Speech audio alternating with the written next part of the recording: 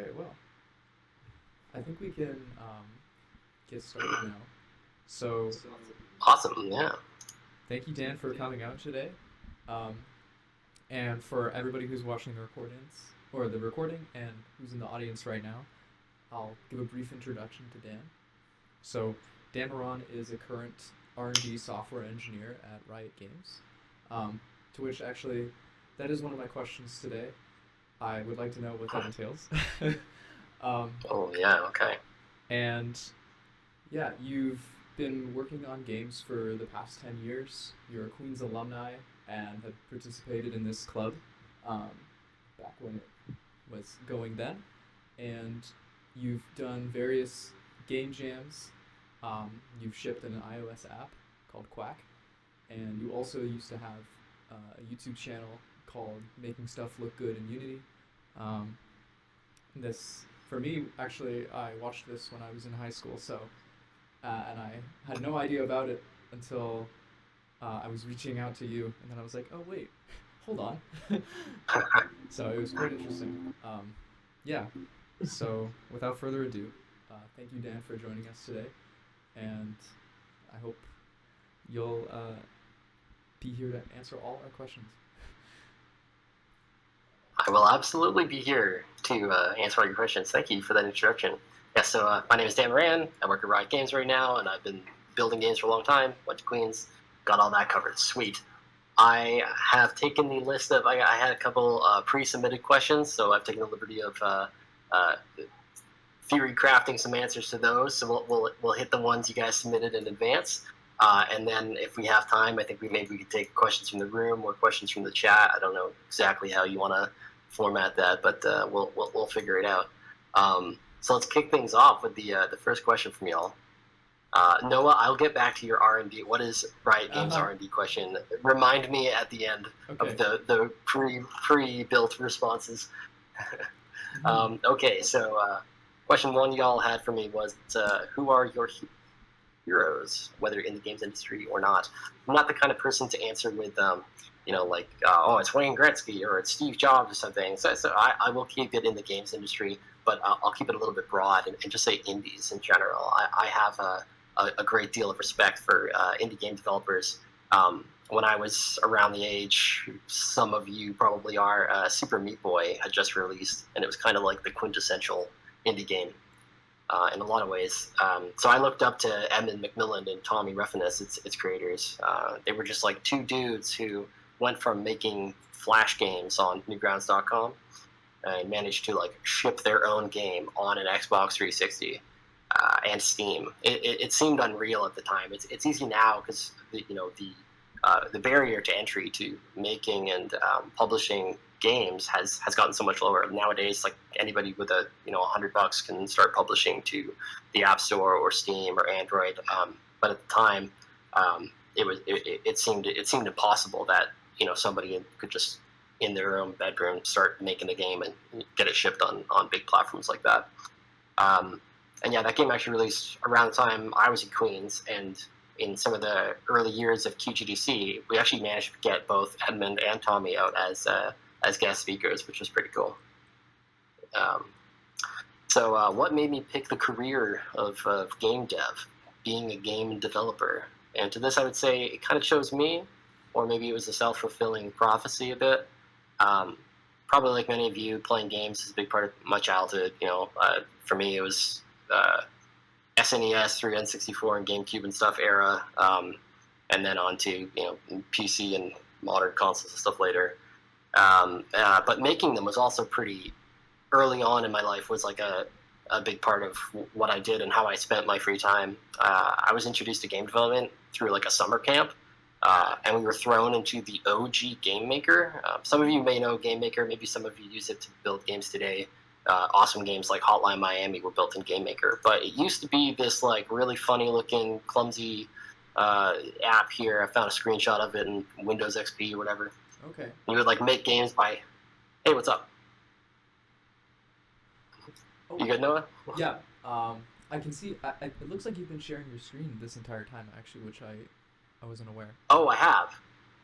Okay, so I've blown that up now, and Oh, cool.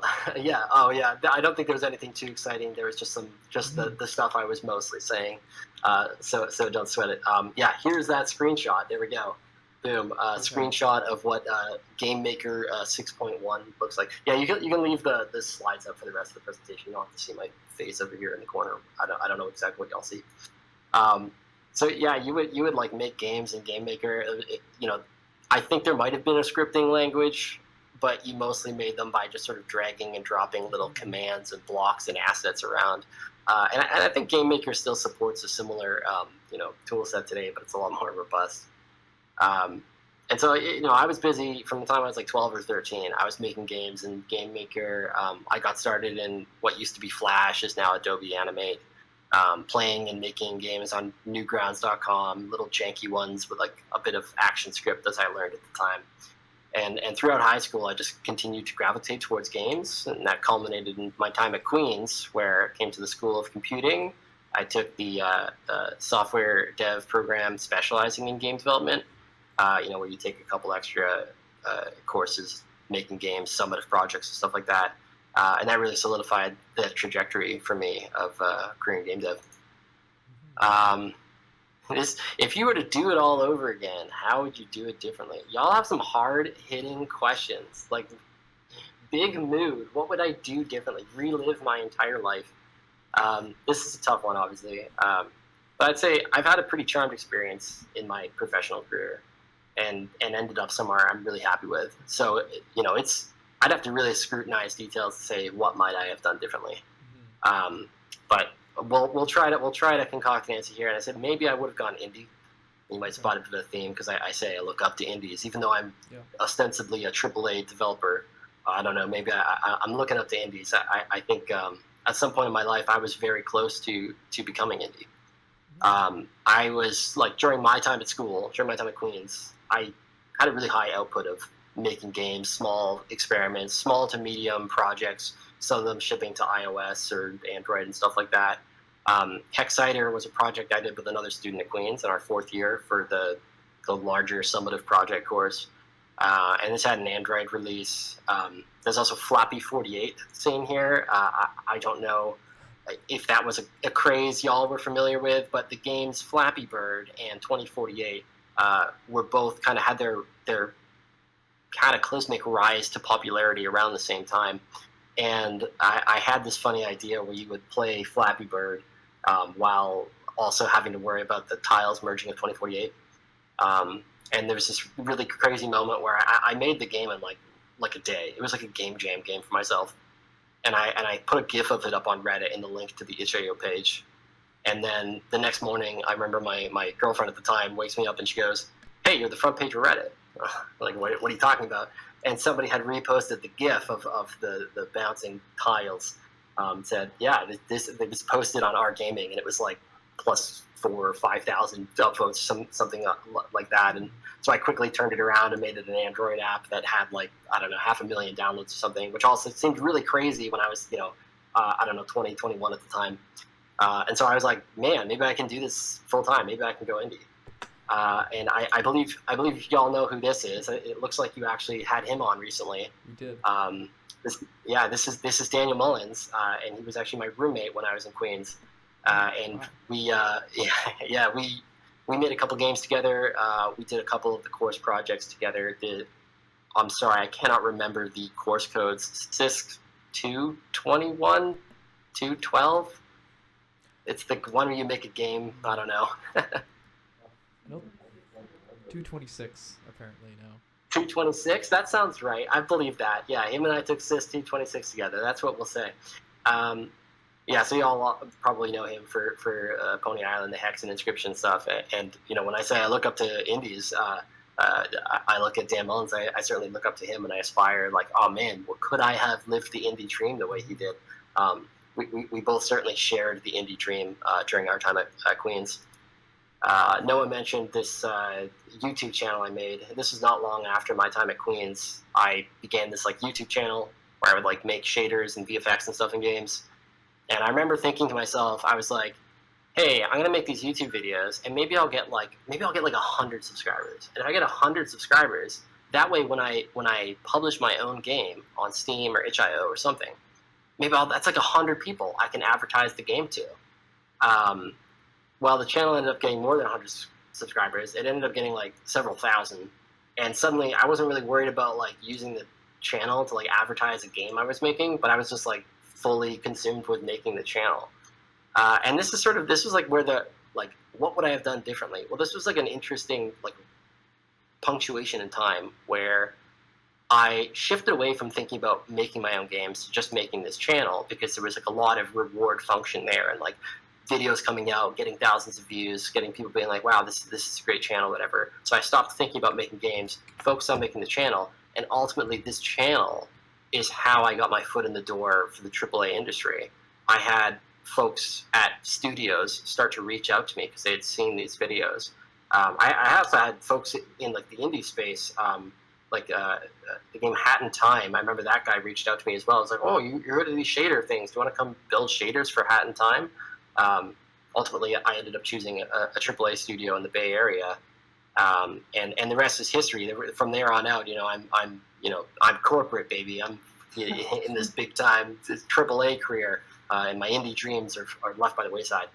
So when I think about what I might have done differently, there was maybe some moment in time here where, yeah, I could have changed gears or like not changed gears fully to AAA and instead stayed on this sort of indie path. But yeah, I don't know. There's some version of me in a multiverse somewhere who did that, and I wonder how things ended up for him. All right, so what is one piece of advice? That was a heavy question. Sorry, they're not all. This is some brevity here. Jeez. Okay, what is a piece of advice you would give to an aspiring game developer? And this is probably a piece of advice you've heard many times. It's super simple. Hopefully, you can all follow this piece of advice. Make games. There's really no better piece of advice I can give you. The barrier to entry to making games has never been lower. Go grab Unity, Unreal, Godot, RPG Maker, Game Maker, whatever, and start making your own games right now. Make small games, prototypes, throw away little experiments, get weird, get experimental, make bad stuff, make good stuff. As long as you're like making games and thinking about these problems in design, how all your art and sound and code all come together, or maybe they don't. This is like a really material way. It's like the most important thing you can do, or at least in my opinion. And to that effect, I'm a really big advocate of game jams. Do game jams. I don't know if y'all have done jams before, if you've looked into them, but they're these 48 to 72 hour sort of kind of competitions. There's not always necessarily like a who comes first, who comes last, whatever mentality to it. I look at them as sort of a self-imposed challenge. And I'll tell you right now, it's probably one of the best times in your life to do these game jams, to do 48 hours, 72 hours of like this grind-a-thon, energy drink-fueled game jam. You can go do that right now. You're young, you're healthy, you can shred your body for 48 hours while you commit to a game jam. I've included a couple of my picks here for favorite game jams to participate in. Global Game Jam, Legends, kind of the big ones, but in the past couple of years, GMTK, the Game Makers Toolkit YouTube channel, it's the game jam that Mark Brown hosts as part of that has definitely come to prominence. It's one of the bigger jams to participate in. So what makes jams good versus other ones? Is it the scale of them? What makes jams... these particular jams, what makes them good? Mm-hmm. Yeah, like why are they the pick? Sure. So Legendary is sort of just a classic. It's like a staple. They're on like their 60th or 70th or something now. It's been running for a long time, so it just kind of has like clout to it because it's been around a long time. Global Game Jam is very good at organizing physical meetups. So if you don't want to just like log on from your computer at home and do spend 48 hours alone making a game, if you want to go to a space where you can collaborate with people, GGJ is really good at. I don't know what it is in like a post-COVID world. I haven't been to one in a while, but typically businesses, school campuses, and places like that will sort of establish themselves as like a physical meetup place for these jams. So especially if you're looking for a team and you want to be physically co-located with people, it sort of serves that and scratches that itch. GMTK is interesting for another reason. first of all, the themes are really good. Mark Brown has spent a lot of time thinking about game design in building his YouTube channel, and so he seems to have a knack for picking like really really pithy 1 or 2 word themes that promote interesting game design. And on top of that, if you are looking to build up some clout or just social media status around yourself as like an emerging game developer, there's a chance that this very prominent gaming YouTuber will feature your game on a stream or on his YouTube channel or something as a result of that jam. So participating in it has that sort of hidden side benefit if you happen to strike gold and make a really cool game during the jam. Thank you. Yeah, of course. So I found some evidence of the first one I ever did, the first game jam I ever did. This was in Ludum Dare 26, which is like a little over a decade ago, 11 years ago or something. I think I was a third-year student at the time.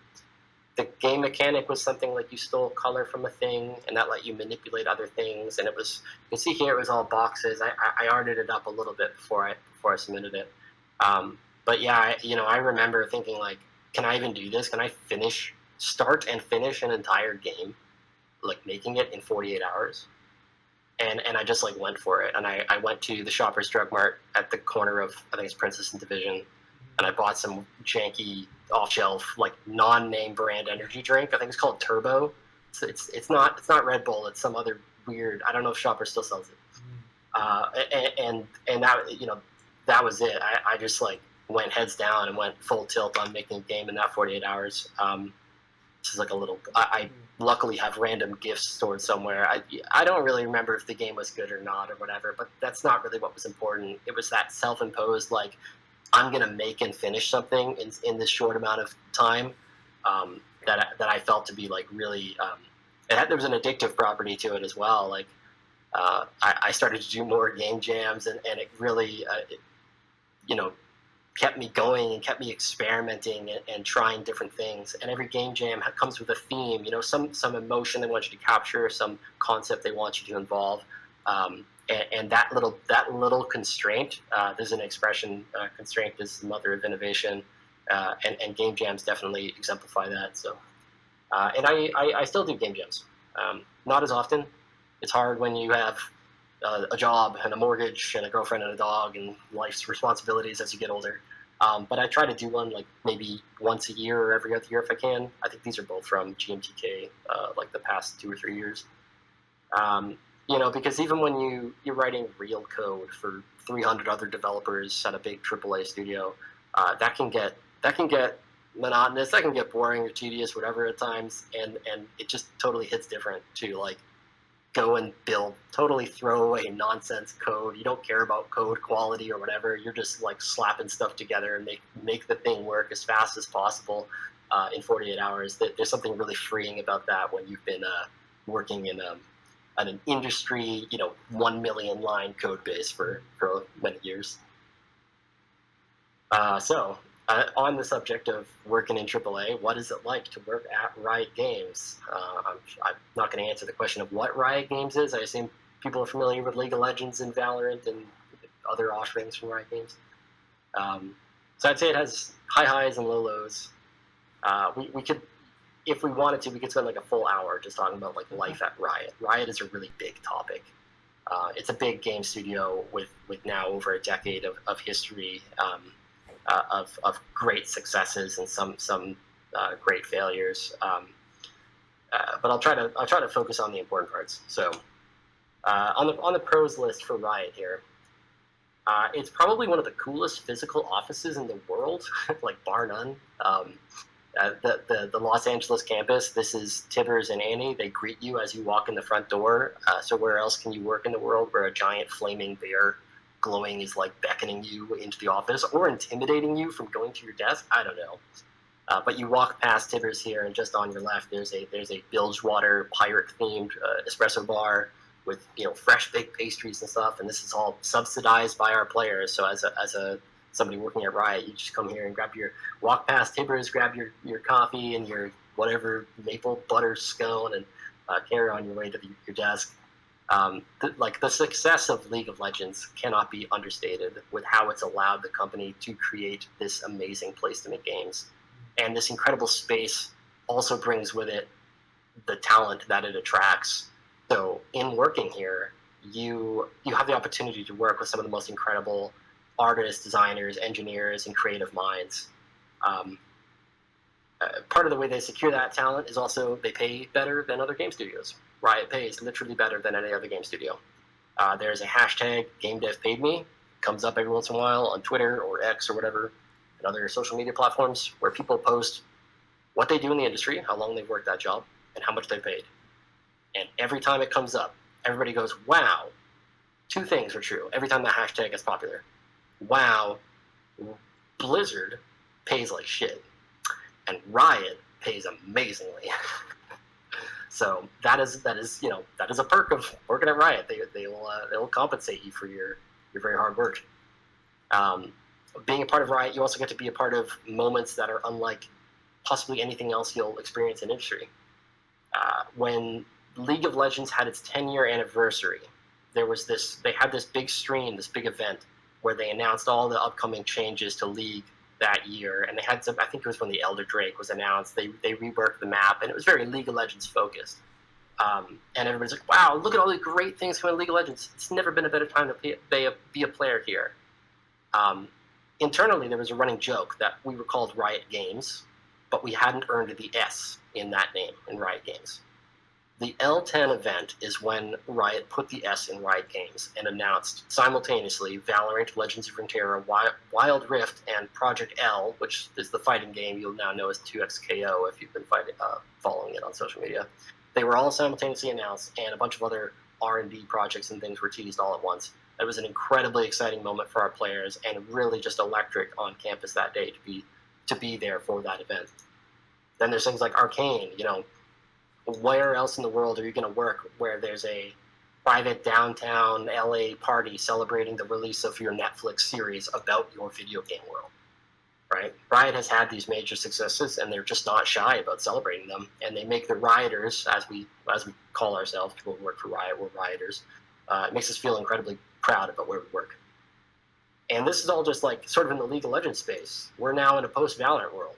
Valorant is almost going to eclipse League in terms of its cultural relevance and how big the game it is. So now there are multiple beloved franchises in video game worlds where millions and millions of players choose to spend their hours. And really, there's few other studios, maybe outside of Blizzard, they have a similar love for Diablo and Warcraft and StarCraft. But there's few other places where you get to experience like having so many millions of players care so deeply about the games you make. But I can't say that working at Riot is only upsides. Working at a place that is so successful brings with it an immense amount of pressure. It's a lot of pressure to deliver. When you have millions of players, that's kind of a double-edged sword, because suddenly your work goes live to those players who previously were your biggest fans, and then you find that something you worked on, something that missed the mark a little bit, is being shredded on Reddit. There's a Reddit with 5,000 upvotes that says, this sucks. This thing you built, this thing you guys worked on is bad, and I don't like it. And that's a rough feeling. That can be really tough to deal with. Because obviously, we don't intend to ship bad games or bad experiences. We want to make things the best for our players, but when we miss the mark, players aren't afraid to let us know. Riot has also struggled with gender equity, bro culture, toxic cultures around everybody over-indexing on being a big capital G gamer. A lot of game studios suffer with this, but Riot, particularly following a Kotaku article that I believe was published in 2018 or 2019, sort of had its reckoning in this arena. And improvements have been made, but it's a never-ending battle to make sure women are as valued as men in a game company. It's still, I can't say there's perfect gender equity in Riot even today. Also, for years, Riot wore a very impressive feather in its cap. It was one of the largest game studios that had never had a mass reduction in force, a layoff. And that changed just recently in January of this year, when more than 500 employees, about around 11 or 10% of the entire workforce, were let go on the same day. I'm not going to talk about the exact reasons why Riot had that layoff, what internal struggles or whatever strife was going on. But every riff, every mass reduction of force is a failure. It dissolves trust. It makes people who were previously proud to work there on edge that one day their number is going to come up and they're going to be randomly let go. I've been a part of a layoff before. I worked at NCSoft before I worked at Riot, and me and 100 coworkers were all laid off one day. You show up to work, you notice that all your meetings in your calendar have all been deleted on Google Calendar for the week, and there's one new one booked. And then you see on the invite list, you see suspicious executives that you've never interacted with ever are invited to that meeting. And then your heart sinks into your stomach as you and all your buddies are walking into some random conference room that you didn't even know existed to learn your fate, that you've been let go. So layoffs really suck. And this is like kind of just the nature of the games industry today. I wish we could do better, but it seems to be a plight that affects all studios. And it was impressive that Riot managed to dodge it as long as it could. But now that it's happened, I think our staff in Riot are like, well, now we don't believe you if you say it's never going to happen again. And they won't say that. They can't commit to that. So we do our best to pick ourselves up. We commiserate with our friends and coworkers, and we get back to work trying to make, games for players that they'll love. That sounds a bit fucked up, but that's because it is. So ultimately, I'd say the good, all the exciting parts of working at Riot outweigh the bad. As far as AAA shops go, you could do a lot worse. And very few other AAA shops will deliver those same high highs, those really incredible moments like the 10-year anniversary, the release of Valorant, the release of Arcane, things like that. And it's good to know that there's good, bad, and ugly. The ugliness at Riot is not particularly unique. You'd see the same thing at Blizzard and EA and Ubisoft and stuff like that. But some of those highs, some of those good notes at Riot are unique. Not everyone else gets to ship something like Arcane, so... Jeez, heavy questions, y'all. My God, I know you're just asking what's it like to work at Riot, and that's a totally valid question. But damn, it can get spicy. I'm gonna take a quick sip of water there just to Okay, coming off the heels of that heavy question, let's get into something a little bit lighter. Talk about Queens. So, how did your undergraduate degree prepare you for a career in game development? And it did. I went to Queens, and now I'm a game developer, and you can too.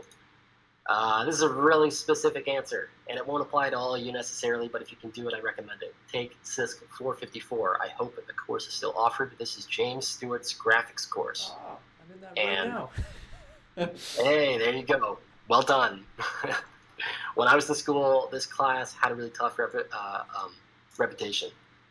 Okay. People consider it to be really challenging course material, really tough exams. It challenges you. It really makes you understand and appreciate.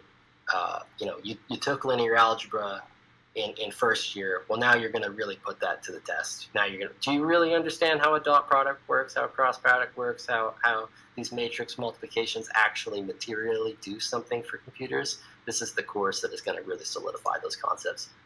And it was just bananas. I hope it's still like this.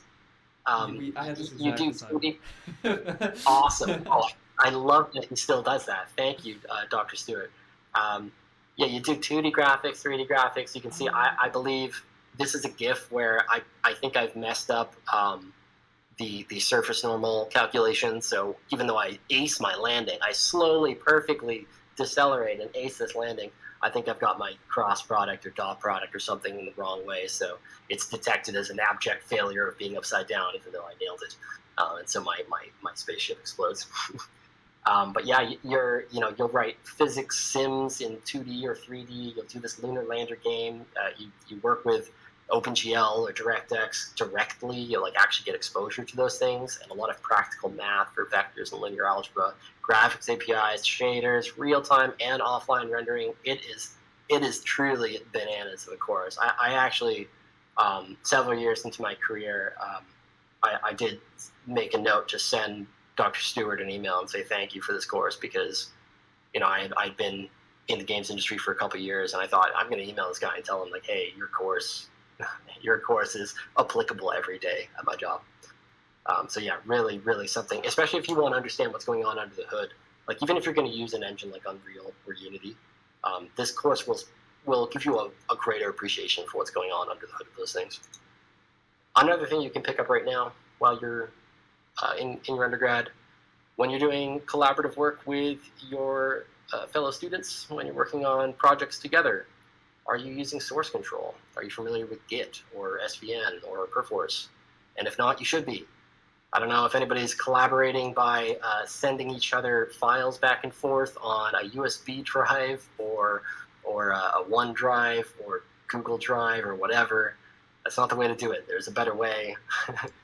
Start using Git or some version control today to manage your projects, manage your code and code base merging together. It doesn't really matter which one you get into. A lot of the metaphors and idioms of these different version control systems are the same, but I recommend GitHub because it's pretty permissive for students. There's you can have several free repos with like hundreds of megabytes of code, private and shareable just to like you and 2 or 3 people who are working on the project together. Or you can just make it public, get involved in open source software and start making contributions to other people's games and have other people make contributions to your game.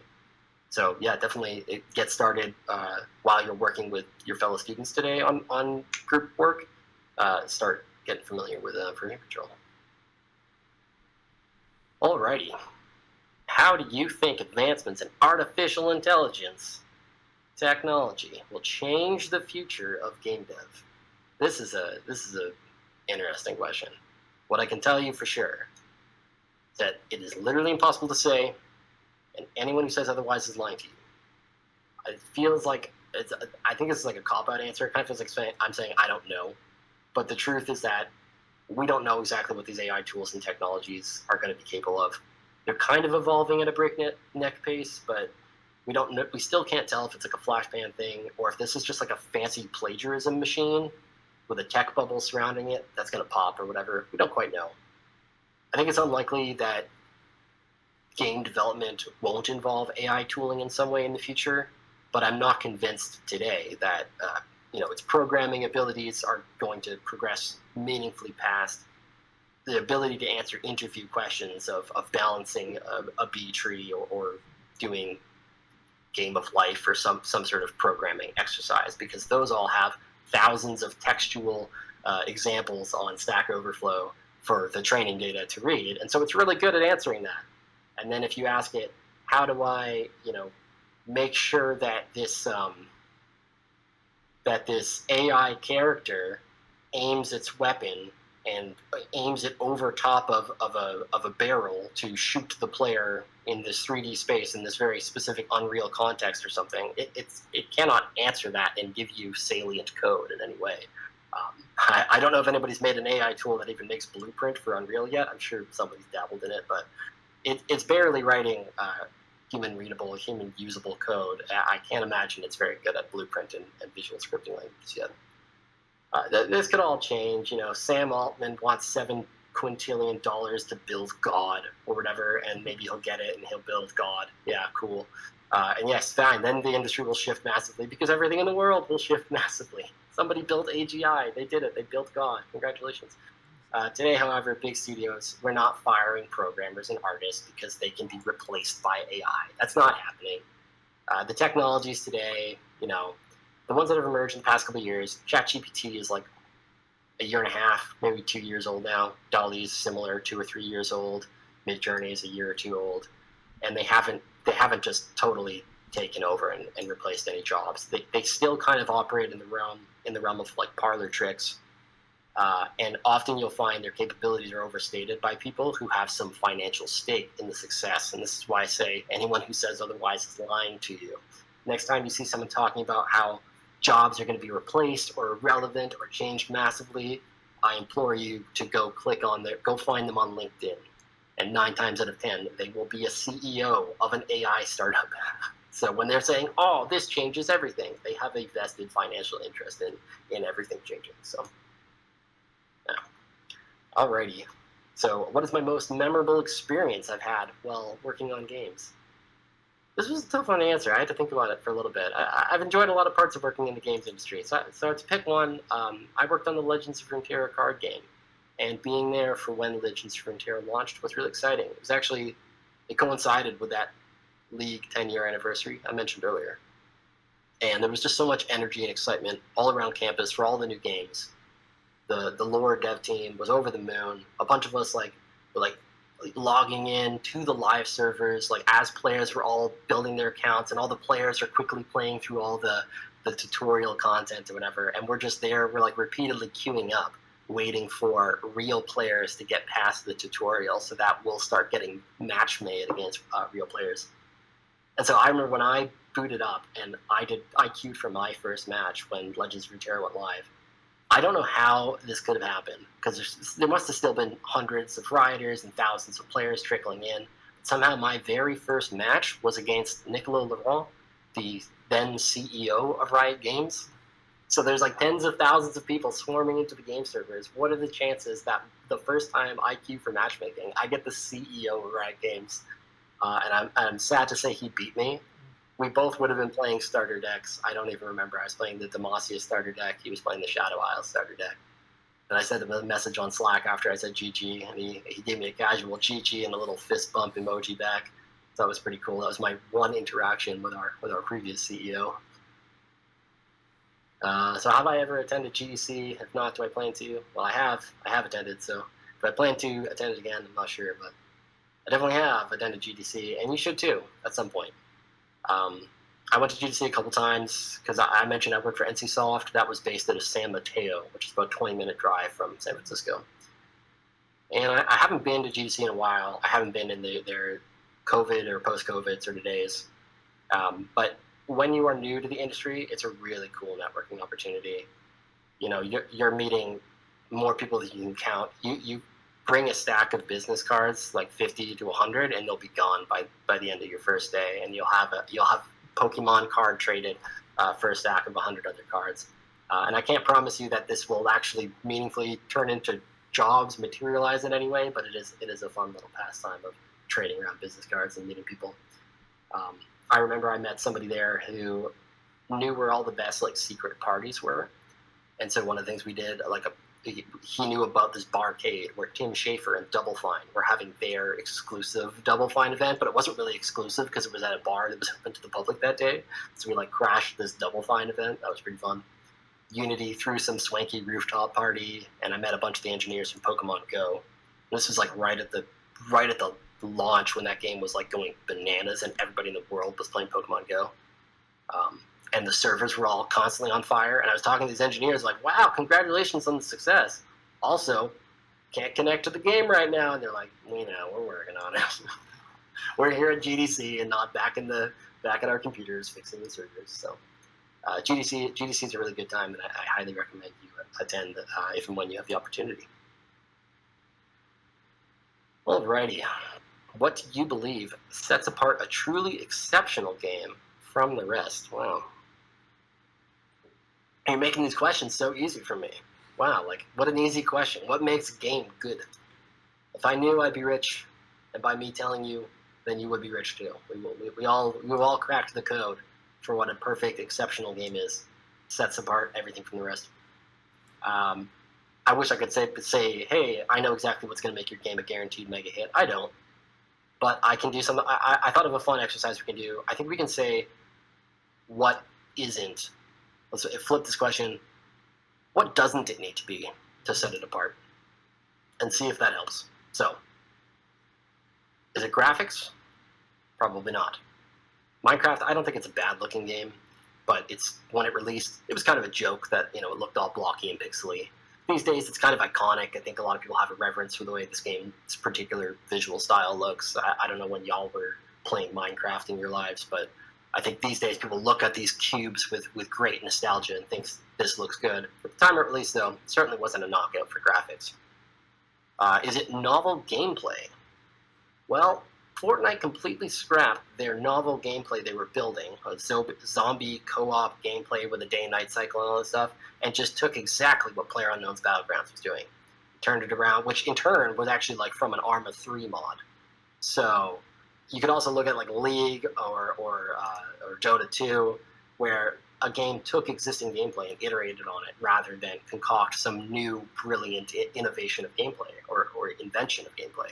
So, do we need novel gameplay to set ourselves apart? Apparently not. Do you need to be multiplayer experiences like Minecraft and Fortnite and League and stuff? Well, no, you don't. You don't have to look much further than indie games, where there's tons of examples of incredible single-player offline experiences. Stardew is 100 million units sold or something. This game is bananas successful, and it's totally. I guess it has online co-op as well, but consider the core offering, along with many other indie games, as being its single-player play. So, your game doesn't have to be beautiful. Doesn't have to have the best graphics.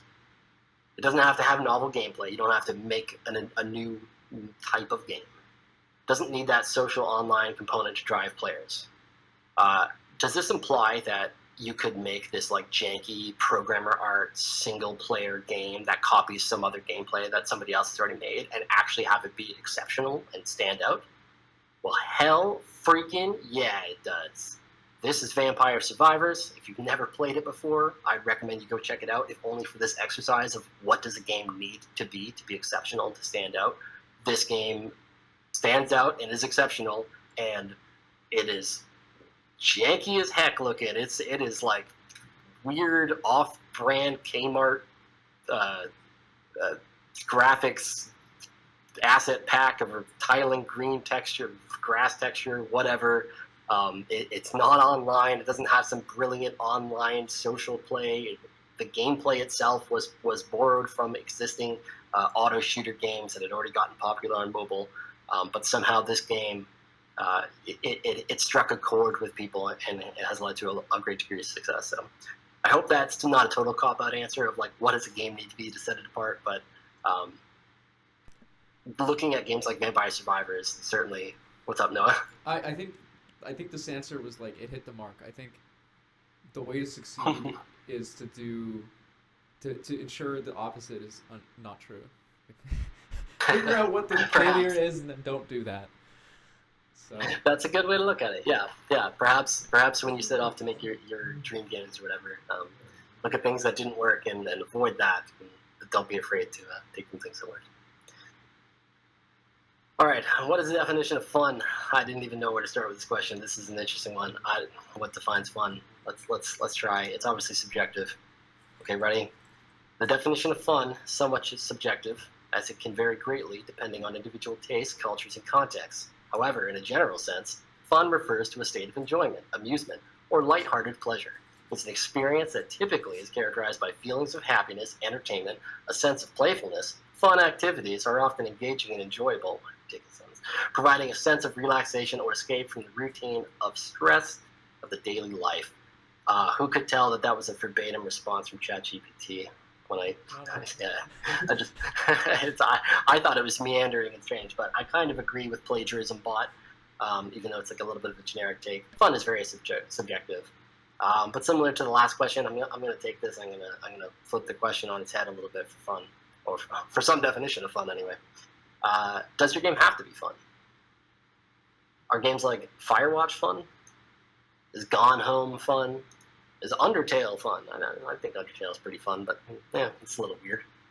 These are all games where the goal is not necessarily to be fun, rather to like make you feel a certain way about a certain complex subject, or even just tell a story where you're a passive participant. It's almost like playing through a film.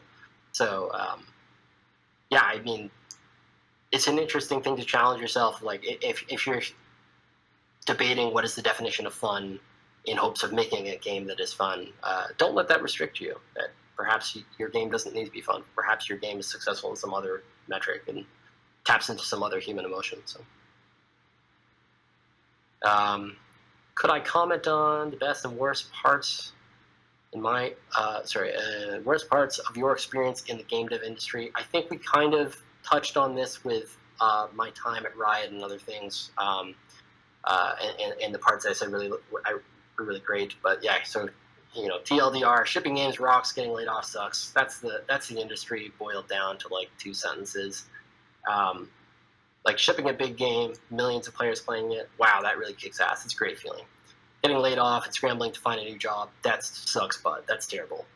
And it is likely you will experience both those things if you pursue a game career in AAA games in particular.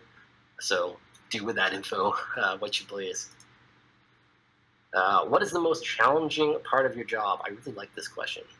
I had to think about it for a second, but I really like it because the answer may surprise you. The most challenging part of my job is people. For me, I really like programming. I was a Queen's computing student. I got pretty good at it during my time at school, and I only got better during my time in industry. But for at least the first 5 years of my career, and still struggle with this from time to time, one of the most challenging parts of making games is collaboration.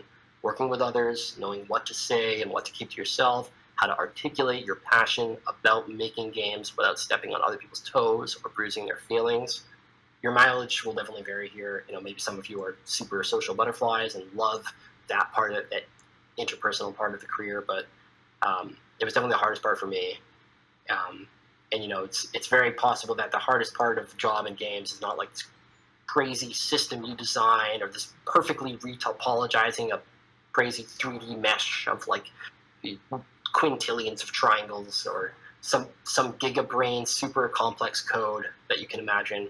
It could very well be that the hardest thing you have to do is have a tough conversation, is be a part of a stressful meeting, having an uncomfortable chat with your manager about your performance or somebody else's performance. Never underestimate the importance of developing your interpersonal skills if you plan to pursue a career in games. Unless you plan on locking yourself alone in a room for several years while you make Stardew, the Stardew Valley on your own, well, in that case, you face a different set of challenges, and I wish you the best of luck. All right, do you have a dream game that you would like to develop? Do I have a dream game? I love this question too. I think you guys have great, just intellectually stimulating, insightful questions. Well done. I don't know if y'all curated them from the club or if this is like a set list you give to all your speakers, but some really great ones here. So I like this question, and my answer is not very good because I say yes, no, maybe so. But the reason I like the question is because it touches on a subject I've been thinking a lot about lately. When we asked about common pieces of advice you could give to newcomers, I gave the advice, hey, get out there and make some games. Another really common piece of advice you get is don't make your dream game. You get told that a lot when you're starting off. And the person giving that advice, what they're really trying to say is don't go try to make Skyrim. Don't go try to make Fortnite.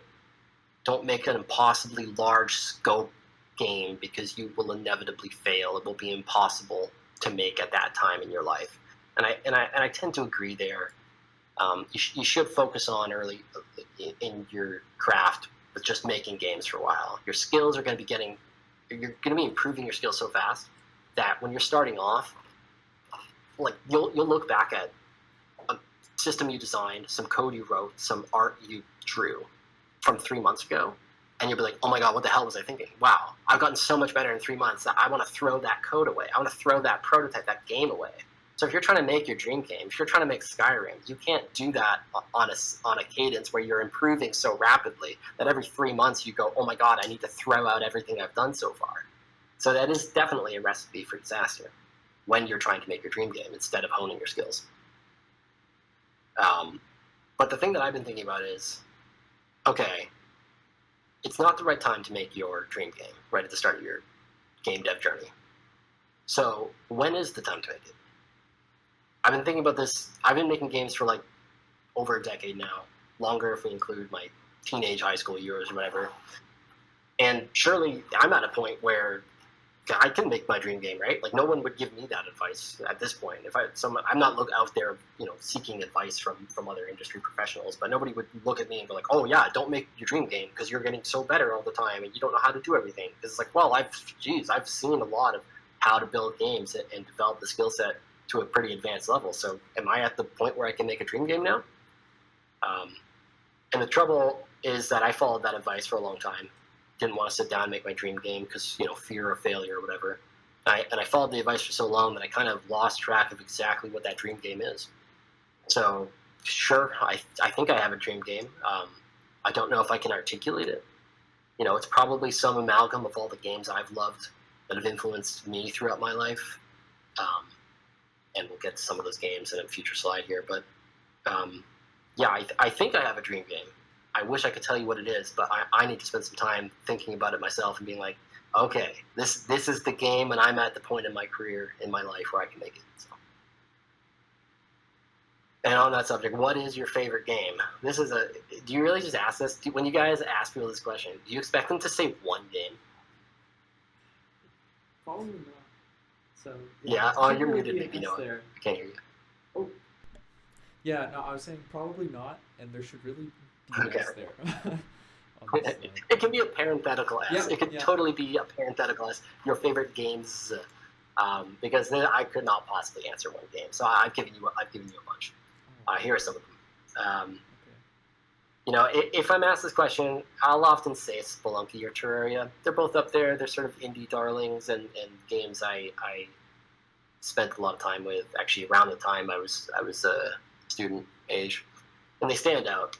But games are just too damn good to pick one, man. You gotta have some variety. I realize now I left Shadow of the Colossus off here. What was I thinking? Like, even now I'm like, oh god, what would I take off this list to fit on Shadow of the Colossus? You'll notice there's a lot of indie games and Nintendo franchises here, and they're really overrepresented compared to like AAA works. I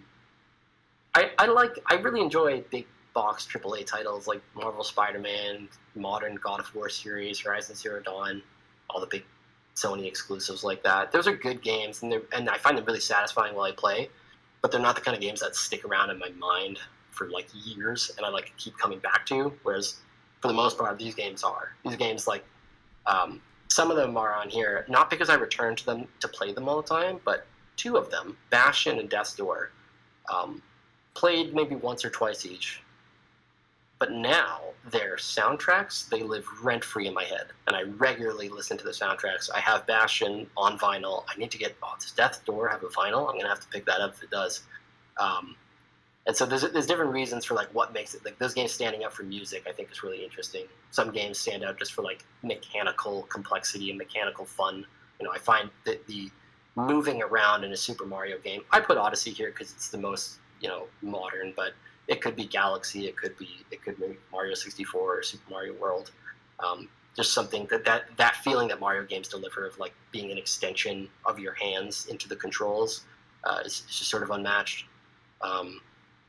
You know, Skyrim, I don't know. Skyrim's a funny one because I have a Dan Moran story about Skyrim. I think I maybe played a little bit of Oblivion, but I wasn't really into the Elder Scrolls games. And I was coming into the class, and I don't remember if Mullins had been up all night or something, because Skyrim had just come out, and he'd been playing it. And I didn't know what it was, and I didn't really care. I was like, oh, whatever, some, you know, fancy RPG thing. And he told this story about how, like, while he was playing it last night, like, binging it all night or whatever, he had an instance where a dragon and a giant fought each other, and he didn't even do anything. He was just, like, watched the emergent behavior of the game unfold as, like, you know, giant enemies were just clobbering and killing each other, and his character was just trying to, like, get in there and get a little bit of damage and steal some of the loot before one of them killed him. And I remember Mullen's description of Skyrim actually was like the thing that I was like, I gotta go play this game. Holy shit! And lo and behold, I loved it, and I, you know, return to it every couple of years and think, yeah, this game was really something. And then there's just a whole slew of other things here. Some love for indies. Edmund McMillan's Binding of Isaac is definitely something that stands out to me. Baldur's Gate this year was, wow, what a game. That Baldur's Gate challenges what a game can be in a lot of ways, and you know, really delivers an experience unlike anything else. So, Paper Mario's up there. Just, I don't know why. That's just a game that's like from my childhood that I really love. So, you know, there's a bunch of games. Favorite games of all time. There's a couple. So how did you come up with the idea for Quack? So, Quack is a little mobile game I made. I actually have the trailer here. There we go. I'm going to play the trailer. I don't know if audio will come through. It's not super important if it does, but... Is audio coming through?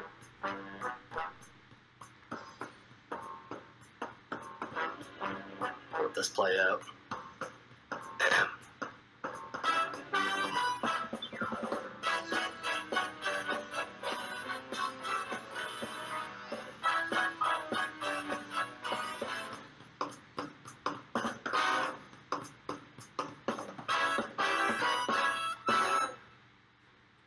So that's Quack. It's a game where you toss a little rubber duck around. Yeah, I was actually wondering about because I played a little bit and I saw that rewind effect and I thought it was quite cool. Um, is the way that implemented? Does that just save the throw kind of metrics in like a list and then you just spawn a bunch? That would have been a really clever way to do it. That would necessitate that you have deterministic physics simulation, Okay, which yeah. Unity doesn't offer in a box. But you could try to do that, cache the initial vector values of rotational force and velocity. I did something a little bit cheesier. It samples values of position and rotation for all of the little rubber joints. I've got a little duck here. All of the joints in the duck. Caches them off to an array, and it actually only stores like 50 ducks in total, and there's some hard limit on how many seconds a replay can be or something, in order to do that replay system. So, but yeah, this was like a simple little mobile game I made, and there's a sort of interesting story behind it, I guess.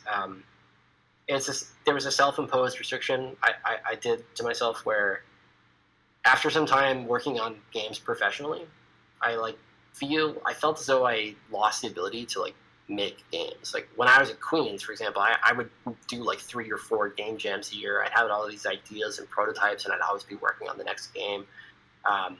But when game development stopped being my hobby and started being my career, I felt like I slowed down and like really lost the ability to just make games quickly. And this really bummed me out. So I took this prototype, which it started out as just like soft body physics of just like making the thing like compressible and squishable and stuff like that.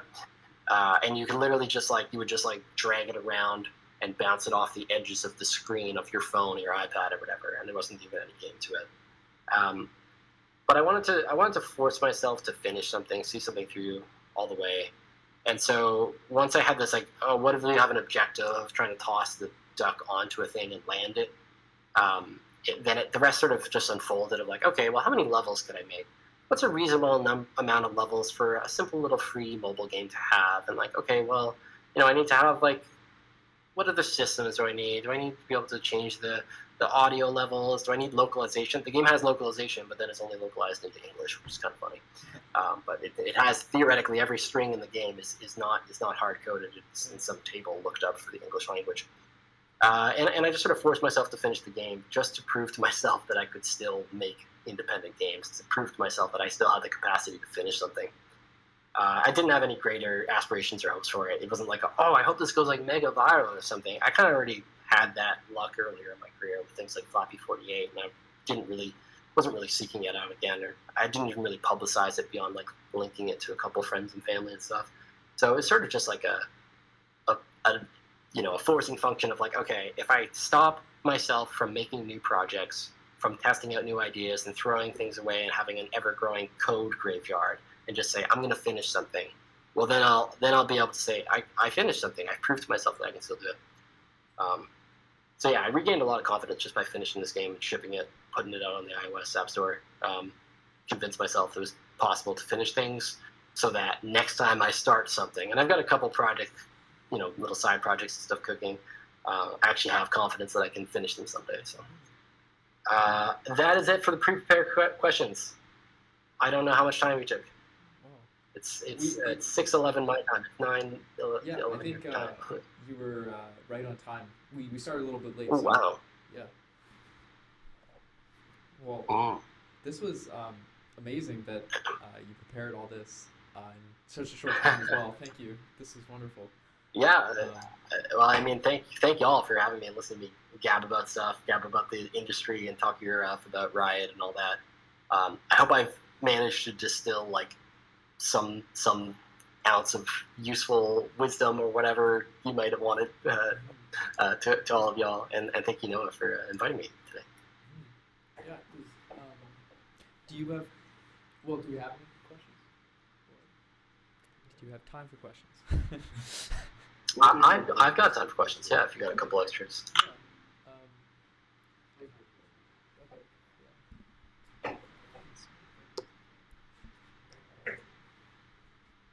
Hi, thank you very much for your talk. It was very interesting and informative. I just had a question about, you said that you worked at one studio before working at Riot, and you were laid off Mhm. there, unfortunately, and then moved to Riot later in your career. I was just curious That's what right. that kind of like transition stage looked like for you, like after the layoff, kind of like looking to move somewhere else and looking to work somewhere else, and kind of how you got hired at Riot Games. Yeah, sure. So yes, the previous studio was an NCSoft studio. NCSoft owns ArenaNet. They make Guild Wars. They also used to have the Carbine studio that made WildStar, and they had a studio in the Bay Area making mobile games. So I was making mobile versions of Lineage and an in-house IP about crime families or something. It was like a mobile game where you managed a crime syndicate network or something like that. And we were very expensive, and the Bay Area is very expensive, so I don't begrudge them for laying off a bunch of people out. Economically, they weren't shipping games fast enough to recoup their investment. NCSoft was pretty good about their layoffs. It's still brutal to walk in and find out, hey, good morning, you don't have a job. But they allowed for some of us to have a good bit of buffer time, about like a month or two for like 30 or 40 of us. We had to write documentation and transition manuals for a studio that they attempted to outsource our in-progress work to, because they didn't want to lose all of their investment. So they tried to hire an outsource shop in Russia or something that was much cheaper than the Bay Area studio. And so we had a month or two to like write documentation for them, but they didn't want any documentation. Most of them didn't speak English and didn't give a shit about it. They were just going to read our code and try to ship the game. So for that month or two, we had a little bit of time to look for jobs. NCSoft was also pretty good about, they organized a little, it was actually like their HR department kind of took this upon themselves. They definitely didn't have to do this, but they organized a little impromptu job fair. And we had representation from like 2K Games was there. Maxis didn't exist. Oh, Firaxis was there around the time XCOM or XCOM 2 came out. And a couple other big studios were there. I think there was a Ubisoft representative. One of the people there was there from Riot Games, and at the time only League of Legends existed. And League was okay. I played it when I was in college. I played a bit of League, but I hadn't played it in years. And I talked to the Riot guy, and I was like, yeah, League of Legends, huh? That's pretty cool. You guys make that game? And he's like, well, we make other stuff too, but we can't talk about it. It's private R&D projects. I was like, oh, cool. Well, here's what I do. I've been building in Unity. I'm specializing in like rendering and mobile optimization and performance for mobile titles. And the guy's like eyebrows raised. And he's like, really? You're a professional at Unity mobile rendering? And I was like, yes. And he's like, give me your card. I was like, okay. So this recruiter hit me up, and eventually I got on the phone with the tech director of Legends of Runeterra, who kind of told me, that they were making a card game. He was like, look, Riot's making its own sort of Hearthstone-adjacent card game offering. It's a mobile. We want it to ship on mobile. It's built in Unity, and we need to, we have a bunch of League of Legends engineers who haven't built mobile games before and haven't used Unity, and we're looking to hire, specifically that skill set. And this is kind of, I mentioned earlier, I have a really charmed experience with my professional career, because wow, I got fired from a job, and I walked into like one job fair, and I talked to a guy, and he's like, here's what I do, and he's like, you are exactly the person we're looking for. That was pretty lucky. But yeah, I mean, the interview process with Riot went on from there. It's pretty intense. There's like 2 or 3 phone screens. There's like a tech screen. We have to do some programming assignments. And they flew me down to Los Angeles from the Bay Area. You do this like gauntlet of like 6 or 8 hours of interviews on Riot campus. You kind of just get grilled by a bunch of engineers. You get grilled by people managers to try and make sure you're not a sociopath or whatever. The rest is history. I landed the gig, and yeah, helped them ship Legends of Runeterra. So I hope that was a little bit meandering, but hopefully answered your question. Yeah, thank you very much. Thank you. Cool. Is it on? Oh, you just turned it off. Oh, we just did it. Yeah, just quickly. Hello. I just want to say thank you for the talk. I loved it. very informative. Even if I'm not someone who's like the biggest game dev in the room, I still think it was a great talk. A lot of parts sort of like resonated with me. Anyway, my question is sort of like, have you heard of the ACE AI game engine that's sort of like going around? And if so, what's your opinion on it? I believe a lot of big companies, last time I looked at it, were looking into it, like Ubisoft and MiHoYo. Let's see. I have not heard of it. ACEAI game engine. I'm sorry to say I haven't heard about it. It's what exactly is this? Oh, it's an offering from NVIDIA. Interesting. No, I haven't seen the Avatar Cloud engine. Curious. Yeah, well, I mean, we'll have to wait and see. I wouldn't be able to tell you specifically if Riot was using or not using a specific piece of technology if we haven't talked about it publicly. But I'll just tell you, to my knowledge, we're not using this thing, and we have not embraced those sorts of AI pipelines so far. But like I said earlier, hey man, Sam Altman's going to build AGI, and everything's going to change real quick. So who knows? Maybe the future of making games will look like prompt engineering, where you say, "I want an experience where a character grapples over a box and shoots a guy." I don't know, maybe, but we're like at least a decade, probably longer away from that. But famous last words, right?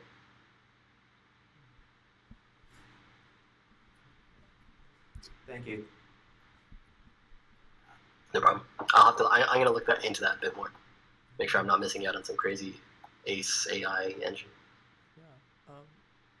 Arlen, do you have a question? I have a question. So, as an R&D software engineer, I suppose I kind of already know, I suppose, a little bit about what you might do on a day-to-day basis, given that they hired you for Unity mobile optimization. But yeah, what are some of the technical things that you're grappling with in your job? Yeah, I am going to, because I don't have talking points exactly, I'm going to quickly try to see if I can pull up something on the Riot Careers page. And the reason I'm going to do that is because that way I can verify what has been said publicly. Whatever, I'll YOLO it, and hopefully no one from Riot Games, please no sue. Okay, so what I can say is Legends of Runeterra was built in Unity. Wild Rift was built in Unity. League of Legends was built on a native custom tech stack, which came from a weird, janky trucking game called Big Rig Simulator. Valorant was built on Unreal, and people at Riot really liked Unreal. And so we've adopted Unreal in other games we're developing internally as well. So my days as a mobile-focused Unity engineer are behind me, and I've been using Unreal for the past almost 2 years or something during my day-to-day. Technical challenges, wrangling an engine for a big team, for a team of 100 or more people, is pretty similar between Unreal and Unity. You spend a lot of time just trying to make sure that content pipelines don't fall apart. Your artists and designers don't have dials that if they push too far, the game crashes, sort of thing. Those scope of problems are the same.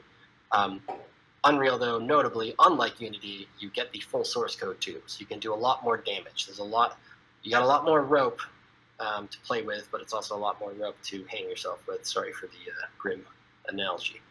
And we definitely see that from time to time in Unreal. People find creative new ways to shoot themselves in the foot when you're working in C++, as compared to a managed, safer environment like C# in Unity. Yeah, is there any more specific, technical? Can I hone in on anything for you there? I suppose, yeah. The 454 course you mentioned was pretty important. So, are you doing rendering work with, DirectX or Vulkan? Yeah. So, no. Unreal has an army of rendering engineers, or Epic Games rather. And so when you're using an engine like this, you kind of consider that as a customer of Epic Games. They are your rendering engineers. That said, I am still classed as an engineer with rendering expertise, and I occasionally assist in places, but it's a little more adjacent. It's more like tracking down very specific issues with rendering on specific hardware. And it's not quite as exciting as like writing your own lighting engine.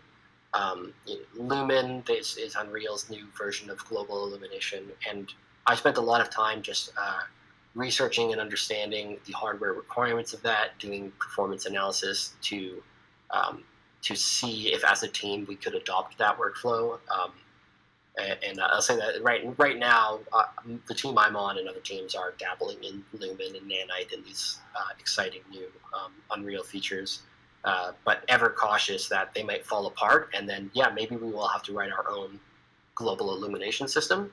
And if we do, then we'll be doing a lot of that rendering Sys 454 work, because if we abandon wholesale what Epic has built for us, there's going to be it's like a PhD research thesis, 5 engineers for a year and a half to build those systems ourselves. So time will tell. There are engineers doing cool rendering work. I saw the other day someone doing some cool stuff with the instance GPU rendering and stuff like that. So, some of those opportunities. And obviously, if you look at Project L, or formerly Project L, now it's called 2XKO, they're very hyper-stylized. So they have 2 full-time rendering engineers to support that game's hyper-stylized, kind of anime-adjacent Guilty Gear-style rendering. Cool. Thank you. Oh, interesting. Oh yeah. Looks like somebody. Yes, I can move that question on. Okay. Cool. Okay, so since Breath of the Wild is one of my favorite games, you're curious to hear my thoughts on the sequel. Many players argue online that the sequel is undoubtedly the better designed game, but players who favor the former game enjoyed the magic of the first much more due to how fresh its take on the open world genres at its time. If you played the sequel, did you feel the same? I did. I played Breath of the Wild and I played Tears of the Kingdom, and I didn't 100% both of them because getting Korok seeds sucks. But I did do all the shrines in both games. I agree that definitely when Breath of the Wild came out, and it's the reason I put it on the slide and not Tears of the Kingdom, Breath of the Wild's magic of how it felt to walk around that open world, and also to see that done with Zelda specifically after, nearly 20 years or more of a very different, a very specific Zelda formula, was so refreshing that it just lit up the endorphins in my mind what Zelda could be, and challenged open world games in an interesting way. And we continue to feel the effects of Breath of the Wild. Games constantly, like Pal World has so much Breath of the Wild DNA in it for some reason, right? And so did what's the other MiHoYo game that's super popular, the mobile one? I don't know, the gacha anime girls with magic. I can't remember the name of the game. The effects of Breath of the Wild were definitely quite unique. Tears of the Kingdom, by comparison,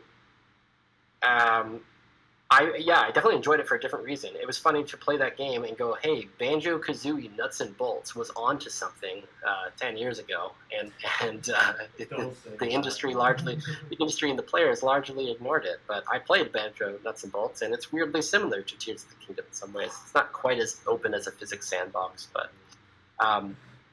what Tears of the Kingdom did really well was definitely was again really interesting to see Zelda do, but it didn't have the same uniqueness, the same freshness that you're kind of alluding to. So, but I enjoyed both games. I would say I enjoyed Breath of the Wild more, but definitely enjoyed both. Enough to do all the shrines at least.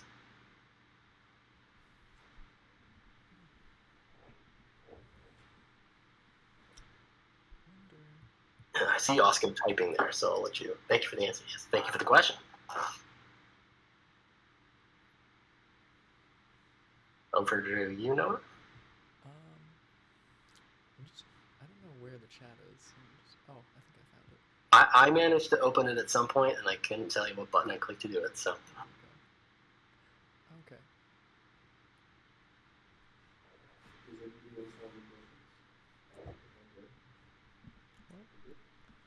seems to be all the questions. Right on. Oh, I mean, I don't know if this is a quick one, but do you have a favorite? Oh boy. Do you have a favorite programming language? Yes, C#. There you go. It's a quick one. Okay. I can tell you why, but Well, it makes sense, I think. yeah, I don't know. C++ is cool, and it does feel very down to the middle, and it's there's something about const correctness and managing pointers and refs and having very tight control over memory that I can understand why veterans of the industry are not happy to relinquish when they move to a different, a more managed environment like C# or a scripting environment like Python or Lua or whatever. That said, C# these days has started to expose a little bit of that down to the metal performance. Unity also has been a big contributor of that themselves, where they call it high performance C#. It's a subset of the language that they have their own custom compiler for, and it allows you to write. It allows you to write effectively like code that competes toe to toe with performance of C++. So if anybody ever says like, "Oh, C++ is the performance language," it's like not the way most people use it. If you're just dereferencing pointers and have all this templated fucking preprocessor macro bullshit wrapped around all your code, and an object points to an object points to an object points to a linked list points to a hash set to be able to like say, is the player's health above 10? You're not writing performant code, and using C++ has not helped you achieve that anyway.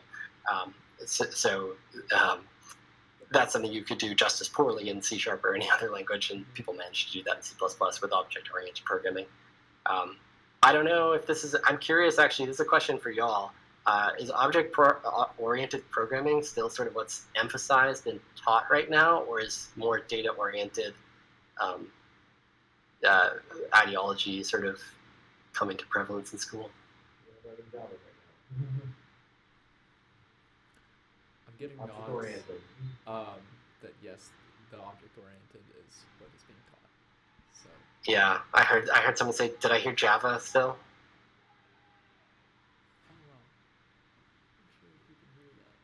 Don't worry, stuff going on outside. There are, anyways, sorry, what did you just say? Oh, I just said, did I hear Java from someone? Yeah. Java. Okay. Oh dear. Okay, yeah. I said that's first year though, only first year. Yeah, this is first year. First year is still Java? Okay. Look forward to when you get to use better languages. C# is better, C++ is better, Python is better. It's a little silly to say a language is better. You can write, obviously, something incredible in Java. The original version of Minecraft was written in Java, so let's not, don't listen to me tossing out the whole language like it's all garbage. One of the greatest games of all time was written in Java, so what do I know? But certainly, as you advance in your career, look forward to using some of the more modern languages like C# and to a degree C++ with its latest standard libraries and stuff is competitive with C# for features. So, there you go. Well, thank you again for your time. And Of course. yeah, this was again wonderful. So Yeah, thank you all for having me, and best of luck to all of you with your careers and the rest of your educational career. And as you probably hear from everyone, enjoy your time at school, enjoy your time at Queen's lovely, beautiful campus. Make the most of those years. And then if you find yourself in the games industry, feel free to hit me up. I didn't put links or anything anywhere. I can put them in Discord later, but I have a LinkedIn and stuff. You can add me on LinkedIn or whatever. And feel free to hit me up if you find yourself entering the industry and want to talk to somebody again, want to talk about internships at Riot or anything like that. So yeah. okay, awesome. Thank you. Cool. All right. Well, Thank you, Dan. Cool. I'll catch you guys next time. all right. See ya.